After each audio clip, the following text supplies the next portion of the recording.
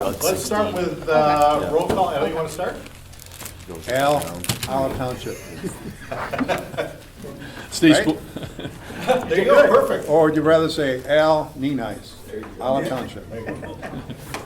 Steve Spoolhoff, Park Township. Carrie Boswell, Zealand Township. Russ DeSlow, Holland Charter Township. Brian Garcia, Road Commission. Jim Story at large. Jason Latham, the MACC. Nathan Bach, City Holland. Paul Sachs, Ottawa County. Stephen Ringelberg, Lake Town Township. Kate Rigling, Max Transit. Blake Ray, MDOT Grand Region Planning. Alec Miller with the MAC. Eric Dykstra at the MAC. Shannon Briggs, the Met. Great. We've got a quorum, right? We do have a All quorum. right, let's stand for the Pledge of Allegiance. In the corner over there. I pledge allegiance to the flag of the United States of America and to the republic for which it stands, one nation, under God, indivisible, with liberty and justice for all. All right. Looking for a motion for the approval of the minutes of our last meeting. So moved, Mr. Chairman. Moved by Story, support by Nienhuis. Any discussion? All those in favor say aye. Aye. Aye. All opposed, same sign.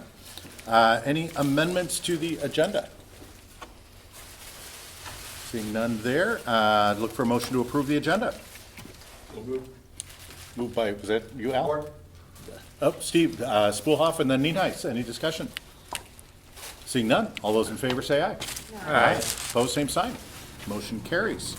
Public comment. Is there anyone here who would like to address the MAC? Seeing none, I will close the public comment period. Boy, this is going quick. This is going Jason. quick. We're rolling now. All right, our transportation program. Paul, you're up. You're embedded in our transportation program.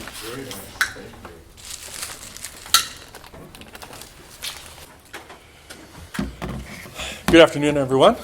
Good to see you all. Thanks so much for the invitation to be here for a presentation on housing. And as the agenda says, kind of reintroducing the traditional sized home. I know that there's some questions from you on what that is. So I'm going to give some details. I've got a lot of slides here and respect your time, so I am going to move fairly quickly. If you have questions at any point, please pause me, let me know. We need more for sale housing options in Ottawa County. That's an obvious as we look at what the housing market is and what's happening in the space with relative affordability. Our population in Ottawa County is some recent stats that we released just last week or 2 weeks ago. Of the 10 largest counties in Michigan, we continue to be the fastest growing by a fairly significant amount, 3.9% over the last 5 years of growth. Our residential builds, this is residential single-family permits. We track that data over time as well. The last few years is somewhat little downtrend there, but we still have significant growth in this space, and we see it when we're driving around everywhere. You see new housing development. People want to be here. It's beautiful. They love it. But this is what we're typically building right now. It's a single-family home. I think you're each familiar with these stats. Average price right now is about $415,000 for a new single-family home, and the average size is 2,400 square feet.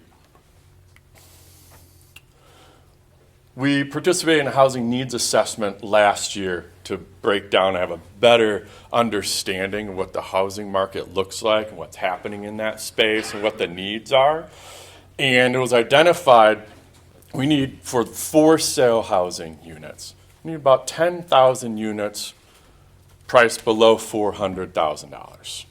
So that is a challenge right there. The rental market itself, there's numbers in that space, a number of rental units, looking at relative affordability and what people's average median income is.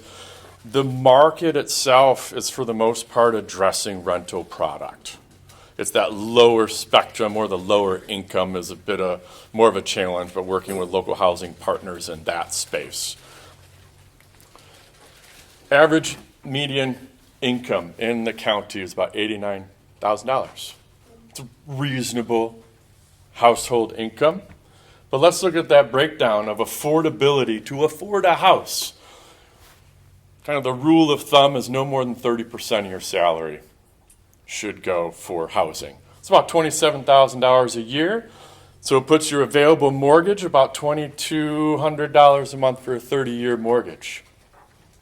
That target price point for relative affordability puts you in a spot about $275,000 for a home.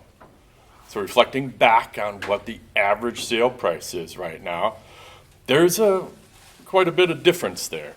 So we've got to think creatively on how we address this. There's a myriad of approaches and strategies and conversations and initiatives and actions in this place because it's very important. We're continuing to have economic growth in this county, which is incredibly important. We have an amazing quality of life and all the other features and amenities, and we have that growth, but we need to provide housing for our workforce population. How do we do that in a smart way?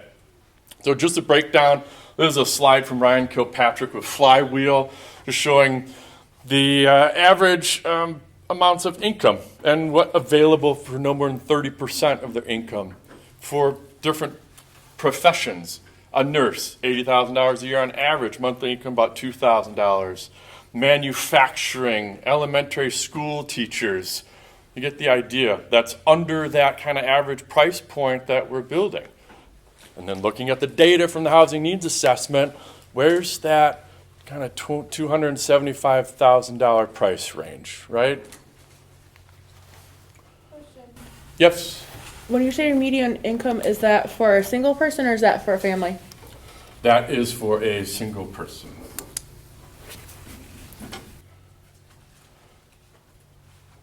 It currently is, as I mentioned, I talked about the rental market. We have this feeling, all right, and some of you probably feel it in your local communities, and we see it, we observe it. Maybe you can even quantify it. There's an oversaturation of apartments. There's a lot of apartment rental products being built right now. There was a surge of it. There was this need, right? 4 or 5 years ago, we're like, ooh, we have population increasing. We need to provide housing stability, and rentals is what went through really quickly. You look at this snapshot from rent-or-apartments.com, looking at the rental units, two bedroom apartment, $1,600, 3-bedroom apartment, $1,700, 2-bed, $1,700, all over. We don't want to forget about this. The American dream is to own your home. And we know all the other perspectives on rental. Yes, people like a rental, it works for some people, but you're also not gaining some financial equity and building up that ladder of growth, especially as a young professional outside of school and you get a salary for $80,000 a year. It's amazing. That's a pretty good salary to make, but then you are stuck because you can't afford a place to live. And then you go into a rental, and that perpetuates itself. How do you gain equity? So American Dream, how do we make that happen? And that's where our thinking went through on the traditional small size home development. Average home size relative to family size over time, home sizes have steadily increased, while family size has slowly shrunk. There's this gap that's happening. We're building this. We all see this. Wherever we go, a new build, here's your subdivision. But let's look at our communities where we live today. This is what is charming. This is Zeeland. This is Holland. This is Coopersville, Grand Haven, all the little Nunicas. It's charming, it's quaint, it's authentic, it's very West Michigan. This is what we build. This is what we're building today. 2,400 square feet, you see it everywhere. I'm going to be on repeat here. Here's our communities. What about this neighborhood? It has density, but it has authentic charm. When we go around and think about West Michigan, right, are we thinking about this? I don't think that's who we are. It's not our character. That's our character. not just more. You're getting the picture here, right? Yes, beautiful communities have a space. There's a space for this. We have this range of housing product type is what we need to drive to give people more options of affordability. Charming community, I think the city of Zeeland. Oh, there's no attached garage, but yet it's still clean and safe and authentic. It's not a concern. It's functional. So we have a lack of these starter homes that are relatively affordable for a large percentage of our home buyers, those that are seeking new homes. So we got creative thinking about the small footprint home, but we've got obstacles ahead. What are these obstacles? In all honesty, one of those components is zoning. Zoning prevents the reintroduction of that traditionally sized home. It's what has happened over time. There have been these zoning changes. If we've grown from these kind of urban centers and we've expanded out and people's thinking on growth and larger lots and all of that has gone that way. And now we're at this challenge of going, ooh, how do we kind of rethink that and compromise and have more variation in product type? And there's also misconceptions about the general public. When we talk about smaller, people go, oh, you talking about a tiny home? I go, no, I'm not talking about a tiny home. That's anything under 400 square feet. I'm talking about the starter home, the pictures that we look at. It's all our communities. It's how we built. It's what we love. It's where we want to be. General public, they think, ooh, if you're building a smaller house, it must be for low-income people. No, we already covered that. We're not. Ooh, it's going to impact my property values to have a small house next to me. Nope, I've not seen that happen yet. It's not the case. Density is very scary. Ooh, I couldn't imagine a new development happening with small lots. People get really concerned for some reason, and then they think there's going to be a poor aesthetic. From the development community, profit margins are smaller on this one.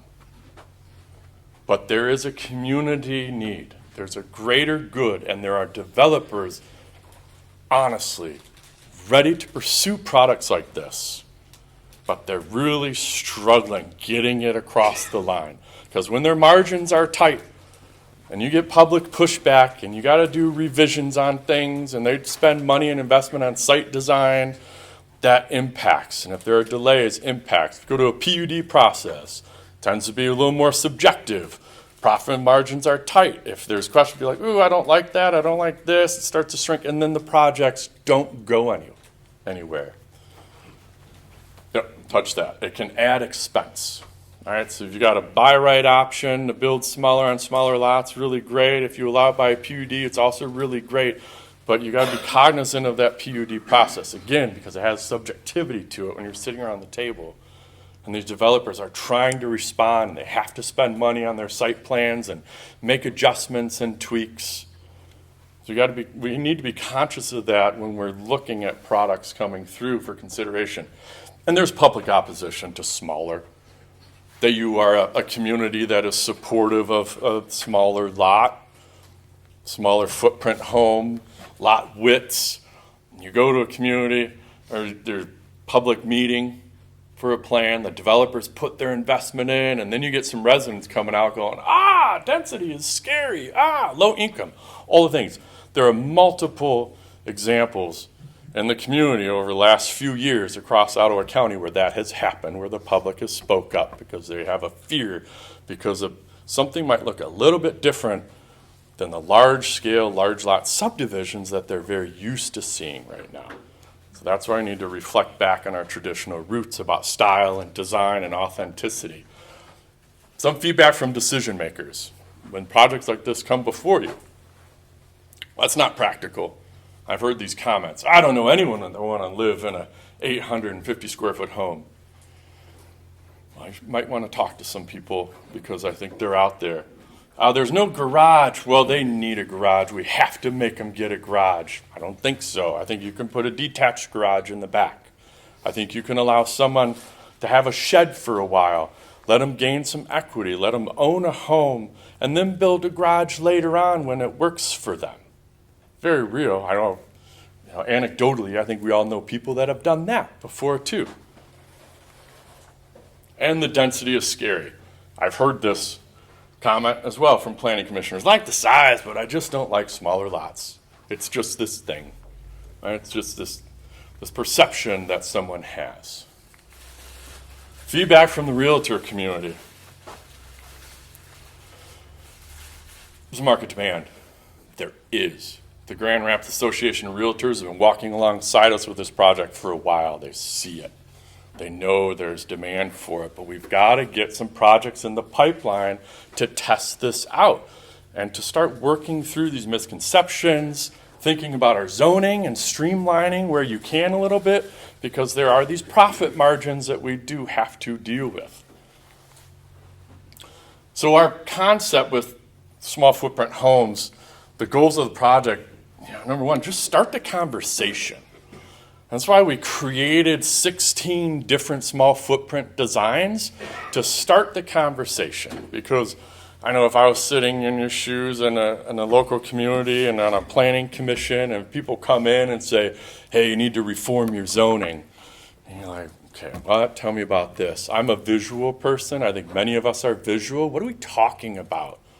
What's the product type? And we also talk about a smaller footprint home. People say, oh yeah, I can order one online and have it delivered. And we're going, no. We want to showcase authenticity, styles that reflect our character that we used to build and we can build again for the right price points. Also, just to look at opportunities. Let's, again, have conversations, work collaboratively, look at opportunities. Let's look at sites. Maybe do some conceptual site designing, feel comfortable as planning commissions to talk through this. And then you can start, if you don't want to do things by right, maybe you could carve out some language and have a little more specificity, even in your PUD ordinance, that helps to encourage and makes this move along a little faster for a quality product, and secure partnerships. The more conversations I have, I'm the county, we are just conveners and facilitators, and we try to maybe grease the skids where we can, but we're not decision makers. So we've said in conversations, how can we support local units of government with learning and working through good projects and visualize some neat site plans, and with the development community, nonprofit partners, for-profit developers. Is there a collaboration that we can do to think through this? Because from a practical standpoint, if we can start to build a little bit smaller and make that lovely and charming and authentic and get the public to understand it, we can address this housing problem. We don't have to rely so much on grants. May not have to rely so much on tax increment financing, right? All these things. Let's just make it easier by just the way we design and build. And then outreach, education, and activate. So as part of our process to develop these designs, we had a housing commissioners, county staff, building inspectors from other communities, and community designer, and we put our boots on the ground and we toured the whole county. We looked at all of our authentic communities across Ottawa. And we started, and that's Nick Rolinski, who's a project partner. He's an architectural professor at Notre Dame. He's got a studio in Holland, does community design work. And so Nick and I teamed up on this. He's smarter than I am in this space. But we started to visit all these communities, and we looked at all these defining characteristics of what makes homes charming and has that style that we like. And we hired an engineering architect student from Hope College for a couple years, Matt Daub. He was exceptional. And we started to take those character-defining features and built them into site plans. And we broke these plans into 4 themes as we looked at the county and our different communities and different locations. There's a color palette, there's some stylistic changes. And we broke it up in town as different than Lake and Dune, as different than rural farm, and has some differences out in homes that are built in the more forested rural areas. These are the 16 variation of designs that we've created. And you can take these and you can find these homes throughout the county. It's interesting, as I've had these conversations with local leadership, And we've had some dialogue. So from this point forward, I bet when you're driving around town, you're going to start to see these homes everywhere. There's an opportunity, maybe build that in again. And this could even be infill development, right? We can have a mix of housing type, but give people that relative affordability option that might not need 2,400 square feet. They only need 824 square feet. So with those, not only the architectural designs, but we created full sheet sets. And these are ready to bring to get stamped and certified to be built. And the public can download these. That was one step that we felt as a county made sense for us to try and contribute to this housing space. This people, again, they can download these and you can take them to a builder and you can get them approved and you can move and have it built. All the specs are in there. We worked with a local building inspector, so they have all the design features that you would need for construction. There's 4 concepts, as I mentioned, 4 themes. Within each theme is 4 designs. I'm not going to go through all those in detail. This one's more like an ADU, I would say, right? 440 square feet, it's 1 bedroom, 1 bath. It's a little bit smaller, but there's an opportunity for that. This is concept 2, 672 square feet, 2 bedroom, 1 bath. It's a footprint of 24 to 28, 24 by 28. Smaller footprint style. And if you think about these apartments that people are in, right? 2 bedroom, 1 bath apartments, you're talking about the same amount of square footage. Even the next one is even an 824 square foot. We're building these as apartments. So it's interesting to me when I hear some feedback from the public and some local leadership saying, well, those small footprint homes are going to be too small for someone to live in. We're having apartments. Let's give them the opportunity for a home. So this is a 28 by 28 footprint, 824 square feet. So as we design these, we just started to think about standard lumber sizes and framings and size, and that all helps to think, all adds to the cost, right? So you can maximize your price point. And as we started to make it a little bit smaller, you can spend some of that money and add better siding and some other details, right? You take some of those costs and you make it a beautiful product that blends in to our current environment at still relative affordability. Concept 4, this is 1,056 square foot. It's a 32 by 38 foot footprint. 2 bedroom, 2 bath. So this was a composite of minimum home lot sizes and local zoning ordinances. So you can see the highlighted minimum lot sizes here, minimum home footprint size here. So you can't build anything smaller than what's up there. So our 440 square foot home, can't put that anywhere unless maybe it's ADU in certain places. 672 square foot, can build that in 2 communities on a smaller lot. 824 square foot, I can build it maybe in 1 more additional over here. And then that 1050 you can build in a couple more areas. The point is, very few areas currently across Ottawa County, even an 824 square foot home. Just anecdotally, right? My first home was just under 900 square feet in Holland Township. This 824 designed to blend in the character of the community, it just can't be built. It's an interesting, this is why we're having a conversation starter here. This is what this is about, to go back and reflect on your own. And then minimum lot sizes, those are big lots, right? This product can't go everywhere. I totally get that, right? We've got your various areas of a community and zoning districts, but think about where it might make sense and think about where a different lot size might make sense. 7,000 square feet versus 15,000. Cost of land is really expensive. That adds to the price. So how do we build this product in an area that you can make it a little bit on a smaller lot? That's what developers want. Minimum lot widths. I think this is pretty standard. We see this often. 0.2 acres. It's 10,000 square foot lot with a 100 foot road width. I think this might be from a community down in the Allegan area, Jim. But what if you just split that up? A 50-foot lot width, 5,000 square foot lot. There are a myriad of developers that have homes that'll fit on a 50-foot lot width. But they're not allowed to do it because you might set it at 70-foot lot width or 80-foot lot width. It makes it tough. So then they need to get a bigger lot and they have a bigger home so they can maximize the cost of the home, which all adds to the value. But if there's an opportunity to look at a little smaller with narrower lot widths, they can make that happen.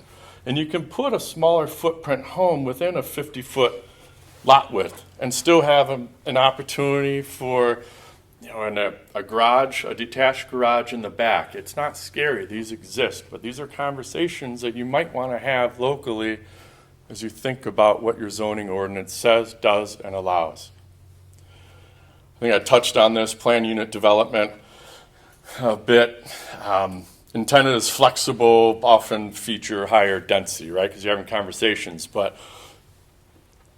that makes it tough when you go back and forth with a developer and you have another meeting to review a PUD site development saying, ooh, I don't know if I quite like what you did here.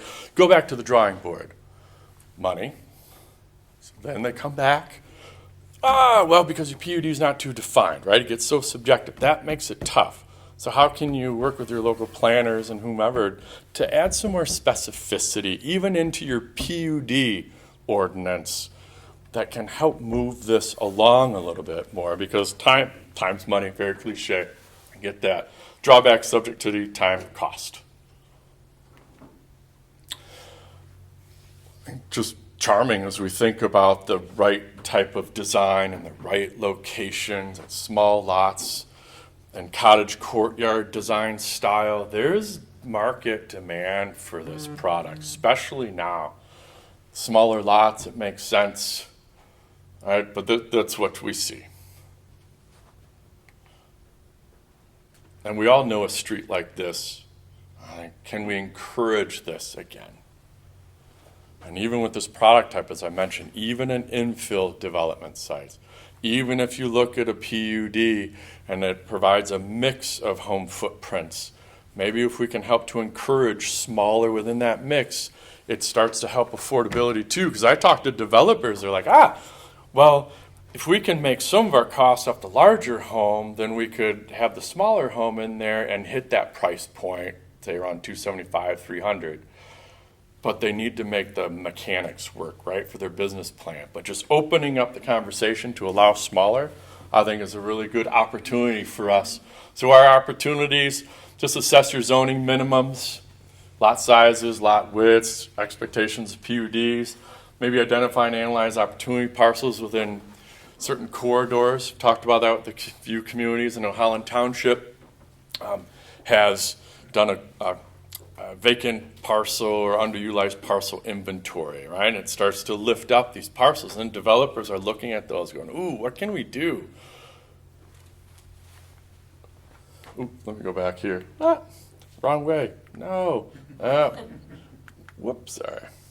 And then connect development partners to opportunity sites. And this is something I've talked with a few developers about, and they're saying, gosh, if we could have more opportunity where a local unit of government says, hey, we have these parcels that we're very interested in, just a couple, right, to get conversation started, or even infill, and the developer say, well, we have an opportunity to do a conceptual site plan. That type of, spend a little bit of investment, collaboration with the developer to do a conceptual site plan before they bring it too far down the line, gives an opportunity for some good discussion on what could happen with sites, and then just provides support to activate housing as we go along. You can see the plans and download them from that website there. And at this point, questions and feedback. Yes, sir. You showed that Zealand community. How many square foot were those? And those are probably built in the 60s or 70s, you think? Probably about thereabouts. Yeah, and they're around that 900 square foot as well. Yep. We used to have it in Isle Township, I don't even know if it's available anymore, but people would build a 900 square foot garage with the intent to add the house in 5 or 10 years from then. We have a couple of those and they turned out beautiful. I don't know if we can even do that anymore, but you're 100% right about there's a need. There's a need for that. I don't know how many young couples can afford a $450,000 mortgage, or if they have $50,000 down, which most don't, and a $400,000 mortgage, that is, I'm sorry, I don't want to quite do that, if I was younger. It's a challenge. So I appreciate your presentation, very good. Can you circulate the presentation? Is there a way to circulate that presentation? I can send it out. I noticed that, I'm not a builder, but I'm curious, no basements in any of those. What's the cost to add a basement of a 800 square foot home?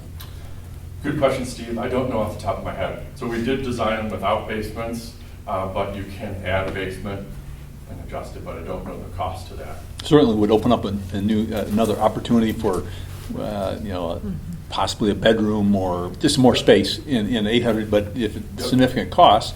But it seems like if you go down versus up, maybe there's an added benefit to that as well. Yeah, there's been quite a few discussions on that and interest in adding the basement. I think you can get economies of scale. If you have maybe a little cottage courtyard design, you have multiple basements going in, helps with cost. Yeah. So definitely feasible. Yeah. So I don't know if you know this, but I'm a real estate agent as well. So I definitely am boots on the ground and been in many homes of that size. One of the things that I find pushback on is if it's a smaller property, if it's a family, if it's a couple, young couple, if they're living and then having to work at a distance, if they're not in a walkable community and there's not street parking, that's been a large pushback. So if there's public transportation where there's that, I mean, like shout out to MACC Transit, that's been some of the issues when I've been showing homes like this and it's been, just being honest with you with that, is if there's a struggle for transportation and not parking on the street, then they would rather stay in an apartment complex longer. So, Important considerations. Yes. Location's key. And another piece that I'm struggling with first-time buyers is when they see that price point, they still think they can get Imperial Estates in Holland Charter Township for $250,000. So when I bring them to a $250,000 home, they're really struggling to see what that standard of living is. So I like how you're talking about that you're putting higher end features in this. Because that has been steering more people to stay in renting versus home ownership if they feel that they're not getting the same quality of life. So I'm happy to hear that you're doing that. Thanks for your input. Good points. Did you, in your, 2-year survey, is that where it was, 2 years? That you looked at 2 years to do the work? Yes. Yeah. Yeah. Did you look at cobblestone in City of Holland? Maybe not directly, no. Oh, well, I think that's a very prime example, Mayor, of what he's talking about here. Bigger houses, but smaller lot sizes. I think that was originally done as a planned unit development. Very, very small setbacks, and then reserved additional property for the green space around it. And they just added to it 2 years ago. They just added some more land to continue that cobblestone concept. And Paul, just for the record, cobblestone is in the Allen County portion of the city of Holland.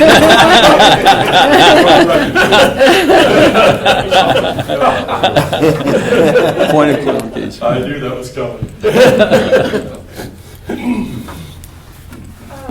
Just kind of personal references. I'm kind of in that age group that you would be talking about. Honestly, I don't know how much additional you're really going to be getting. Maybe Carrie can back it up. But couples are getting married later, having kids later, and most of these were 1-2 bedroom. I don't know how long they would foreseeably be in these homes but they're still not going to be able to jump up. So that might push them to stay in their apartments longer because they're going to outgrow the home, especially if it's a 1-bedroom. As 30, 35-year-olds come in, they still can't afford the $400,000 house. Or if you add a basement, it's probably going to be close to a $300,000 home. So, and then you have to think too, these kids that are coming out of my age group, we have student loans that doesn't make it an option. You know, coming from personal experience, my rent and student loan dollar or payments monthly are $30 difference. Good points. Thanks for your perspective. I made the mistake in a public meeting of referring to vacant land as underutilized property. Boy, did I get nailed. It's called beautiful open space. So, yes, I'll remember that. So you got to be too. careful with that one. Yeah. But yeah, we have, in Lake Town, the median home price right now is just under $800,000. So it's an issue. All I know is that if I was trying to buy my house, I couldn't afford it. Yeah. I could not afford it. Yeah. But, to your point, Steve, in Park Township, you talk about opportunity parcels. The challenge that we have in our, as you get closer to the lake, the cost of the land is, we've had a developer come in and say, okay, if I have to spend so much on land, that's 30%, what did he say? 25 to 30% of his cost into his project is land. And so when the land cost, just the starting land cost is so significant, it's tough to even talk to them about this stuff. We just, in our particular situation, there's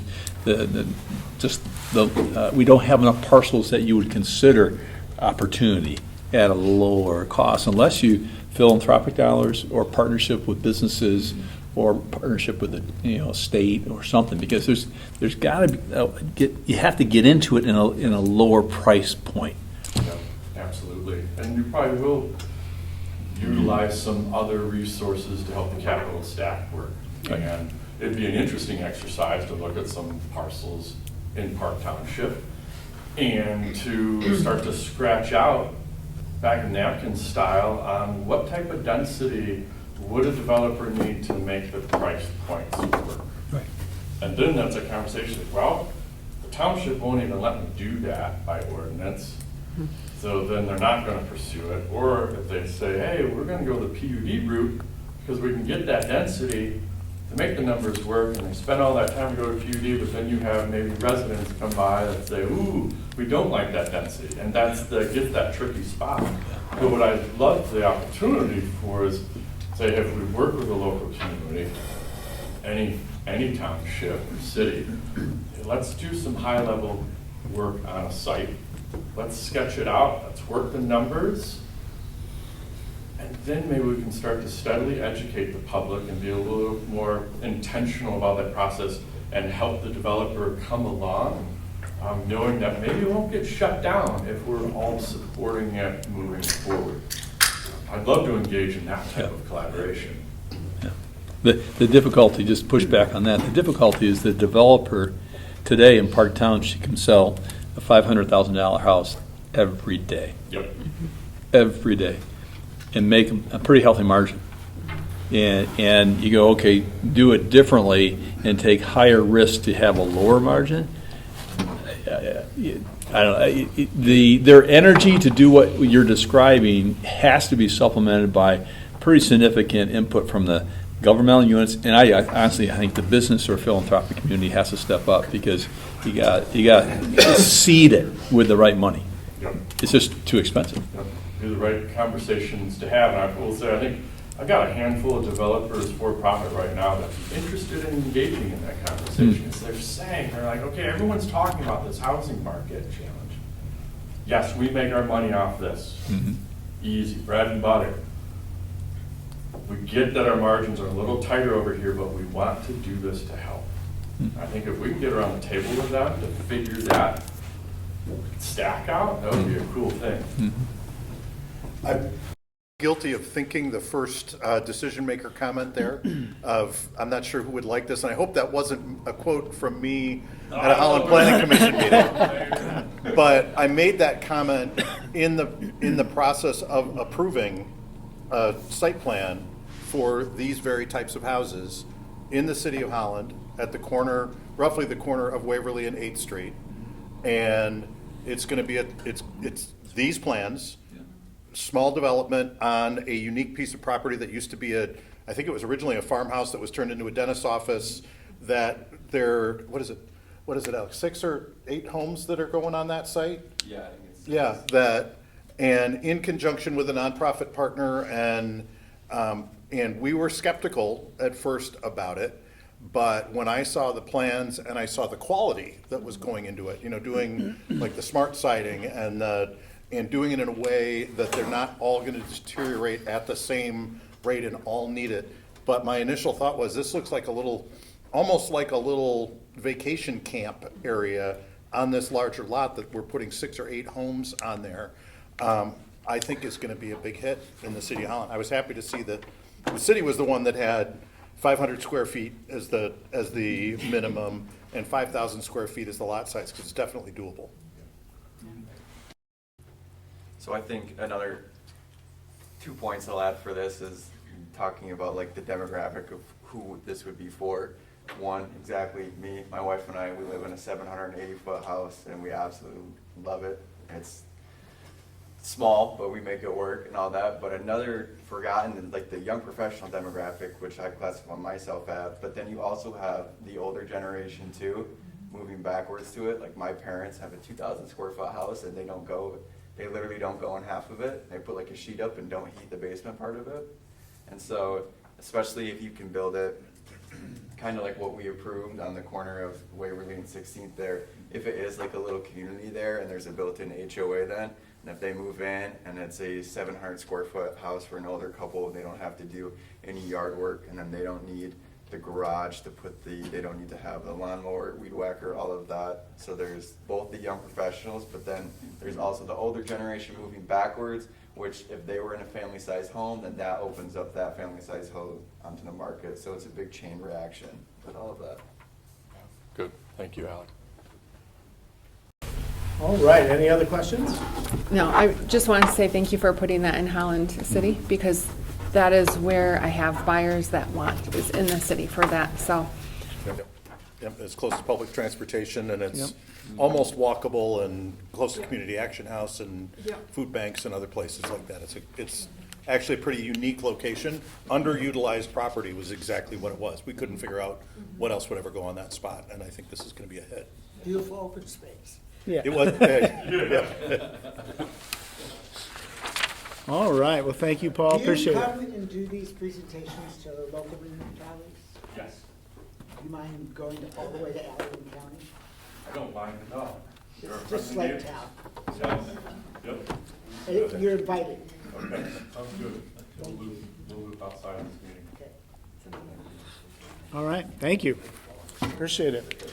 All right, we're rolling. We only got about 15 minutes, but it's okay, because I think we're going to be able to do it. Next up was comments by MDOT. Any? Nothing? Okay, fantastic. Then we'll jump right in on the administrative update side of things. On the finance side, we're rolling right along halfway through the fiscal year. Everything's looking good. Nothing's out of whack, thank goodness. And next up is the executive committee report. The meeting minutes are in your packet, and I can go over that really quick. Right off the bat, I can talk about I had a meeting with MDOT and Joe Bush and Paul. Did he just leave? He's right behind us. We were talking about Ottawa countywide transportation needs and kind of future, where are things going? And it was a really interesting conversation because MDOT's pretty much in the mindset that they don't have enough money to maintain the existing network that they have right now. Like if they used all their money just maintaining the roads, they don't have enough. So looking at expanding or widening or adding additional operational, it becomes difficult. But they realized that as far as, and I thought Paul's slide was so good early on, is that of the 10 most populated counties in Michigan, we are by a large margin the fastest growing. And we have been and will continue to be for the next 20 years. So we have to look outside the box a little bit. We need to understand, what does our growth pattern look like, and how does transportation fit in. So MDOT was willing to sit down with the MACC in the next month or two and maybe put out get a scope, get some ideas on paper. What would a transportation network or needs an assessment look like? So I give MDOT a ton of credit, because this goes against everything they're saying across the state right now, is they're willing to look at potential expanding the system, or what the needs are, and then what would that look like as far as expanding the system. So more to come on that in the next couple months, but they're willing to sit down with us and put something on paper. So really happy with that. Next up is our intersection inventory. The Technical Advisory Committee met right after our executive committee meeting. The draft was reviewed by everyone, and it was a really good conversation. Man, it was roll up your sleeves and jump into what are we trying to do by putting out all this data at signalized intersections. They're high injury. They were identified in our safety action plan. We were kind of showing some I don't know, deficits, if you will. Maybe ADA ramps might be missing, or a stop bar isn't there.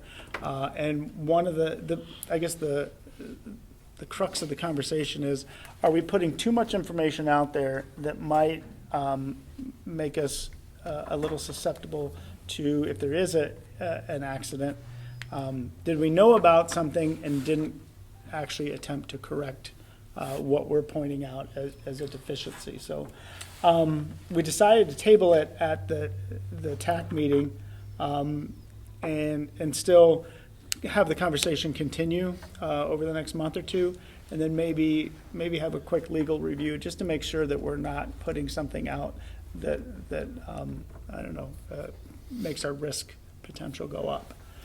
But it was a great conversation. It's one of those things that everybody at the table was engaged, and it was a good 20-minute conversation, if not a little bit longer. So you're over the right target when there's that many people that interested. So Animated? I wouldn't say animated, but definitely there was a lot of opinions being thrown out, and it's just helping us get better data and be better informed. Everybody agreed that it was great data, and that data should be used in decision making. But it's just how do you package it to the public? Does it even need to go to the public? Like, what are they going to do with it? Or and again, The data exists. Yeah. Maybe if there's actionable data in there that needs to get to the people who take actions. And if they don't, Right. and they get nailed, the fact it exists whether we tell the public or not. Right. If somebody wants to make an issue out of it, they're going to find the data. Right. And the one thing what we came up with, we have our caveats at the front of the document, and I was talking to Brett of the Ottawa County Road Commission afterwards, is he said, none of our intersections are out of compliance. So maybe if we understand that these intersections are compliant, but there are additional things that we could add. But we're trying to manage our system and asset management. It's the same. Do you want the Cadillac or do you want the Ford Pinto? Lake Town, we own by Cadillac. So that's really the crux of it. And maybe there's a way he was going to look into a few things, and maybe there's something that he could put together just to kind of say, yeah, this is, these intersections are good. They meet the letter of the law. They operate the way they should. Are there additional things that you could add? You could always add more stuff. And the inventory is kind of showing what those things are. So, like I said, it was a very good conversation. Next up is budget. The budget memo is attached for next year. it is very, very, very similar to this year's budget, with one minor change, as we did get an increase in our consolidated planning grant, so another $9,000, so we're up to $372,000 coming from the feds through MDOT. Other than that, CMACC, data collection, asset management, those are all unchanged. And then our environmental dues are staying the same as well as the jurisdictional dues. And they've been the same for the last 4 years. We're hoping to keep dues the same for the next couple years. We'll look after that to see if we need to look at an increase, but I feel really good about keeping the dues the same for several years in a row, because we all know costs have gone up, but we've been doing a really good job of keeping our dues the same. I'd say over the last few years, we've gotten a pretty good consolidated planning grant increase, and that I'm really happy about. I'm hoping that can continue, but I'm a little worried that it won't. But more to come on that. Are you going to look at whether the allocation between the municipalities needs to be adjusted as well? So the allocation is based on population. So as population increases and all of our townships and cities, it has increased. We just haven't increased that. We're keeping it at the 2023. 2020 was the census. We got the data in 2022, updated in 23, I believe. So yeah. So we know the population's gone up. We just haven't adjusted our dues based on it yet. Because we're trying to. Towns grow faster than Fillmore. So. Yeah. All right, good to know. I don't want to Yeah, good to know. So the nice thing is, it'll be equitable because it's based on population. If your population went up, then there you go. Shouldn't it be based on population and assessed values? I could. You trying to pay more, Steve? I was going to say. Yeah, I like where you're going with this. We're buying the Cadillac. I could use more money. That sounds good. I don't like this part of this conversation. Yeah. Yeah, you got to take it back to your board. We share a fire department. That's how we do the fire department. Functionally, it's population, assessed values, and then runs per jurisdiction. Yeah. It's got to feel fair to people, that's all. Right. Absolutely. We got 3 fire departments. Yeah, you have 3. Next up is July 4th fireworks. The update is, it looks like prices are coming in very similar to last year. If you remember, it was about $39,000. We're thinking that'll be really similar to that. I think it was $39,500. So we're thinking around $40, $41. We don't have the official numbers back yet, but we've got everything out, and we're working with our insurance agent. She's got us covered, which is nice, and we're working with the city. Andy's got everything together, so everything should be winding up here in the next couple of weeks. We didn't have the final numbers, so I don't have them, but we do have the feedback that it should be really close to last As year. always, you should take credit for the fireworks. I don't like taking credit for the fireworks. They're all of our fireworks, yeah. I get the blame for fireworks. Yeah, exactly. Yeah. And we do need people to take blame. Yep. That's important. Yep, that's my role. Yeah. So that's good news. And then, what was the last thing I wanted to cover here really quick? I think it was fireworks exec. In the exec committee, we did talk about, I gave an update on Project Clarity, the phase 3, that next phase of working with the watershed and cleaning up Lake MACC. There's going to be a big push coming up here really soon. ODC has been kind of working behind the scenes just to get data and get information and get a plan together, and that plan should be finalized in the next week or so, and they'll be heading out to the townships and the cities and the public to discuss that next phase. And in the meeting minutes, it has the five areas that, the 5 goals that they want to accomplish. So you can take a look at that. Other than that, the last little thing that did come up at exec committee was the idea of a water taxi on Lake MACC. And it was just a fun little discussion. Just because people bring it up to us at the MACC every now and again, And we really don't know what to do with it, but it was just something that we thought we, There used to be a bunch of them. yeah, I bet there A long was. time ago. In Yeah. the 20s and 30s. So looking at, I was there. yeah, I read it in that book you lent me, The History of Holland. yeah, I should get that book. I should read about it. It's 3 But it was books, like, actually. let's, yeah, let's go take a look, maybe. Nathan still has his as a doorstop. Yep. I used it to lift my laptop up during COVID. But just getting an idea of what the history is, what was, what could be. There's other communities that do have little water taxes and stuff. So I thought to myself, maybe we should be putting some of this on paper, maybe contacting a few of these other communities, and who knows, there might be something coming, you know. Perfect for the banks. Yeah, something we could put together, put something on paper just to get it out there so people could talk Park has about this it. wonderful Coast Guard station. I know, we have a spot we could, Did you get that boat yet? No. We are dedicating it today at 3:00. They have a dedication, a little rah-rah with Nancy DeBoer and Roger Victory.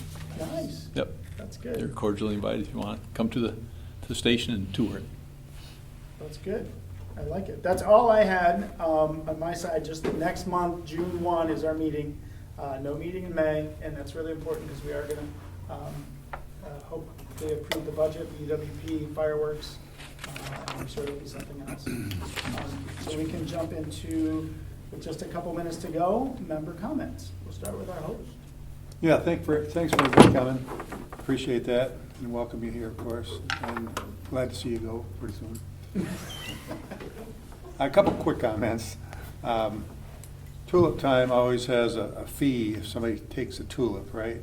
What is that fee, 50? It's $50,000. Well, I want to announce that the Dandelion Committee for the festival that's going to happen this week, if you cut a dandelion, no fees. So that's Wow. new for this year. And new for this year, too, is on May 1, Friday night, they're going to have a fireworks over here in the corner of Port Sheldon and 120th at the South Island Christian Reformed Church. Oh, yeah. Kind of a new event. They got some churches to sponsor that and local business people, so it's kind of nice. And that's all I got. Thank you. Thank you. Yep. I said my piece about 3:00 today. Good. So we did have the solar farm do their application at the MPSC level. So if you hear about that, it is at the state level, moving forward in that direction. And we have our master plan kickoff this week, Wednesday night. Sounds good. Biggest thing in Holland Township is with all the rain events, you kind of realize which drains are not working that great. And so we have the water resource area identified a couple of larger projects, and we're going to try to get those done in 2026. But there's a plan for the next 5 years. There's a lot of older drains, everything in the subdivisions that were built in the 70s, 80s, 90s are now kaput, and there was never any plans put in place to really restore those. So the Water Resource Agency works with us to what they call an orphan drain and identify the area of who should pay the money towards that between the roads, township, and then the neighborhood. So we have lots of those drain projects going on this year. But that's it.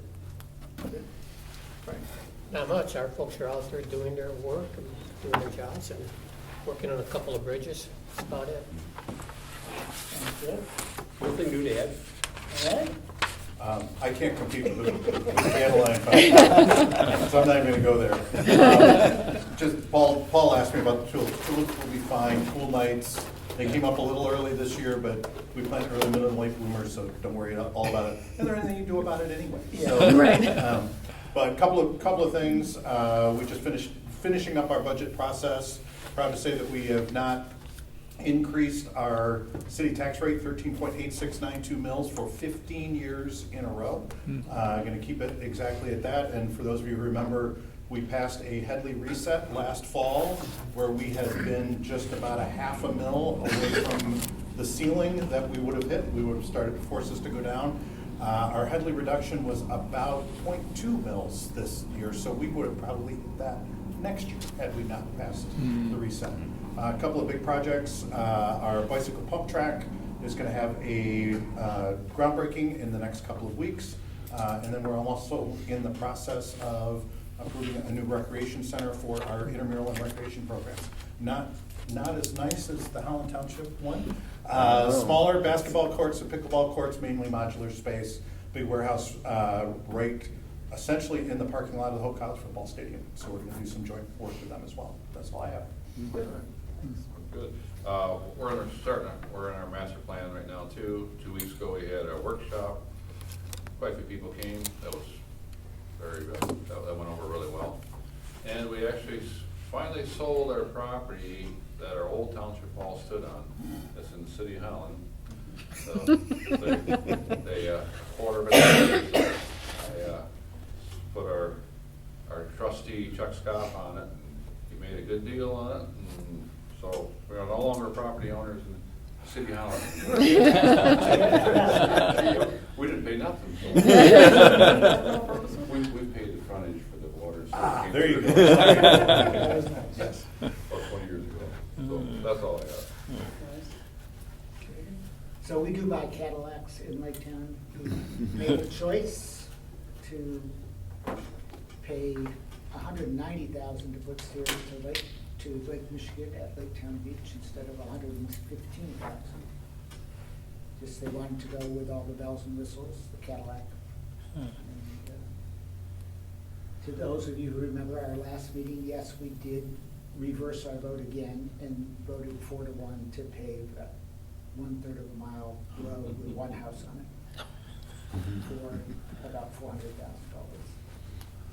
So it won 3 times, it lost 3 times. All it was the order, the 3 wins. So the last one was a win, and I think the Allegheny County Road Commission is pretty sick of us changing our minds. Oh, yeah, it would be.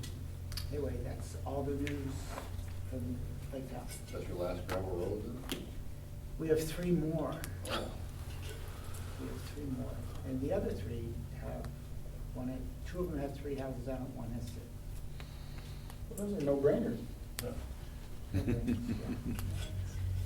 Just, as it was said at the Allegheny County Road Commission, that's a very expensive driveway. Sure is. That's good. That's true. All right. I believe it's May 5th is our next election for millage renewal. We are asking for an increase. I believe it's the first time in 12 years that we've asked for an increase. And that's just kind of to help keep people moving and getting them to where they need to be. As Jason mentioned, state and funding has gone down, federal funding has gone down, and this will help us to maintain services at this point. Other than that, we have a grant for EV chargers that the chargers are on site. They will be installed come June.